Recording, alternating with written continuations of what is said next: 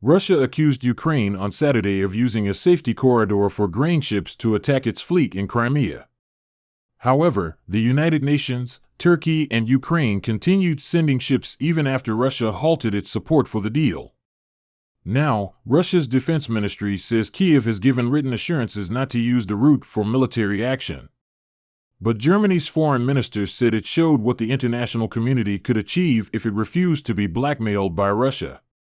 The deal was brokered by the United Nations and Turkey in July, bringing to an end a 5-month Russian blockade of Ukrainian ports that trapped millions of tons of grain and sunflower oil and sent food prices soaring. Under the agreement, ships are allowed to sail through a safe corridor before being inspected by a special coordination team in Turkey and then heading on through the Bosphorous Strait. The deal ends on November 19th, and those involved still have to agree extending it. According to the United Nations, 9.8 million tons of grain, oil, and soya beans have been transported in more than 400 shipments around the world since the operation began on August 3rd. Russia has said it will rejoin a United Nations-backed agreement to allow the export of grain from Ukraine via a safe Black Sea corridor, with shipments expected to resume on Wednesday. Russia's defense ministry confirmed that Moscow would again participate, saying it had received sufficient guarantees from Kyiv that it would not use the maritime corridor for military operations against Russia. Russia considers that the received guarantees are, at the moment, sufficient and is resuming the implementation of the agreement, the ministry said. Turkish President Recep Tayyip Erdogan said earlier that Russian Defense Minister Sergei Shoigu had told his Turkish counterpart that the grain deal, brokered by Turkey and the United Nations, would continue to operate as of midday on Wednesday. Erdogan told Parliament that shipments will continue from 12 p.m. Wednesday, 9 o'clock Greenwich Mean Time, as planned. We know that Russia over the weekend had withdrawn from the agreement, but after intensive talks between Ankara, Moscow, Kyiv, and, of course, the involvement of the United Nations as well, it seems that the deal is once again alive and working. The deal, overseen by the Joint Coordination Center in Istanbul, has allowed more than 9.7 million metric tons of grain and other foodstuffs to leave Ukrainian ports.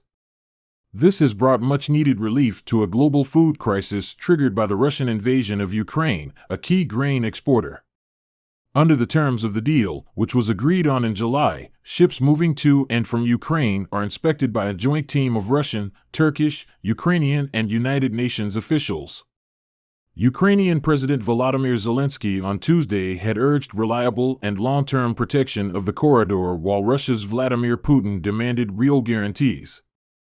In a call with Zelensky on Tuesday, French President Emmanuel Macron denounced Russia's decision to exit the deal, saying it again harms global food security. Ukraine had dismissed Russia's accusations as a false pretext to withdraw from the deal. The Kremlin has long criticized the deal, claiming that most of the consignments were arriving in Europe, not in low-income countries where grain was needed most.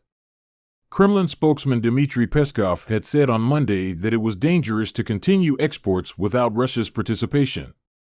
The Russian Defense Ministry on Wednesday said it obtained written guarantees from Kyiv thanks to the participation of the United Nations and assistance from Turkey. It said Kyiv guaranteed the non-use of the humanitarian corridor and Ukrainian ports determined in the interests of the export of agricultural products for conducting military operations against the Russian Federation. As earlier speculated, it seems Putin is unwilling to starve poor countries, as he has pointed out is not his agenda of starting the invasion of Ukraine earlier this year. However, we are yet to see any visible signs of the war being close to over or any credible negotiations been reached. Ahead of the meeting to review the grain export deal on the 19th of this month, we hope to hear positive news on the outcome of the meeting. Do you think Russia's cooperation on the grain deal could mean a move to stop the war? Let us know what you think in the comment section. Also, like the video, subscribe and turn on notifications. Thanks for watching.